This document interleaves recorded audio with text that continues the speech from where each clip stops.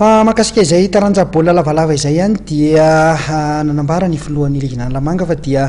anompoka any amin'ny volana May any ny fedina ny tompon'ny Lamanga ho an'ny taona 2024 namitana ihany koa ny zava-bita ho an'ny taona 2024 ny tenany tamin'ity androany ity.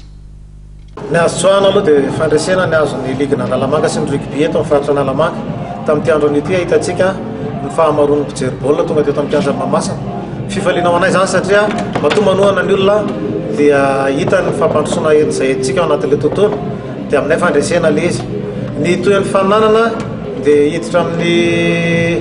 intersection antsika hijerevana an'ireo filevana izay hiakatra Champions League. Efa mazava moa zavatra misy amin'izao fotoana izao satria tsy misy afa-tsy ligue iray mijoro eto amin'ny faritra Lamanga dia ny ligue izay tarihan'ny tenako izany miaraka amin'ireo mpiara-miasa amiko dia efa nazava ny note izay navoakan'ny ministera nosoniavin'ny tale général nosoniavin'ny secrétaire général nosoniavin'ny directeur sport fédéral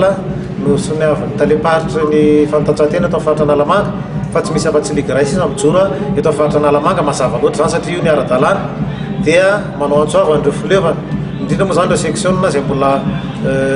atao hoe mbola tsy mbola mody raha izay ny ilazana azy mba hiverina aty amin'ny ara-dalàna ary ireo filevana izay mbola mieritreritra hoe ilalao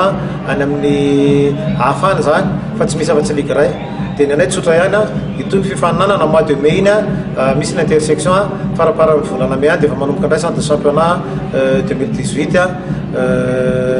dia vitantsika ny toyany. Manaraka izay makasika ny hoe olana misy amin'ilay fédération amiko ministera manampaka an'izany efa mivany olana tsy tokony hisy problème ntsony tontolon'ny rugby eto amin'ny faritra Lamanga tsy tokony hisy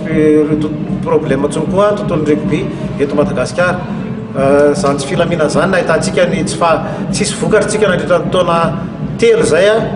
dia aminay rehefa milamina ny rugby eto Lamanga rugby eto Lamanga no rugby eto Madagasikara dia mandroso ny rugby dia zay tsy manana olana amin'izana iza tsy manana problème amin'izana iza fa fampandrosoana zay zavatra kendrena sy tanjona dia nampandroso tontolon'ny rugby any.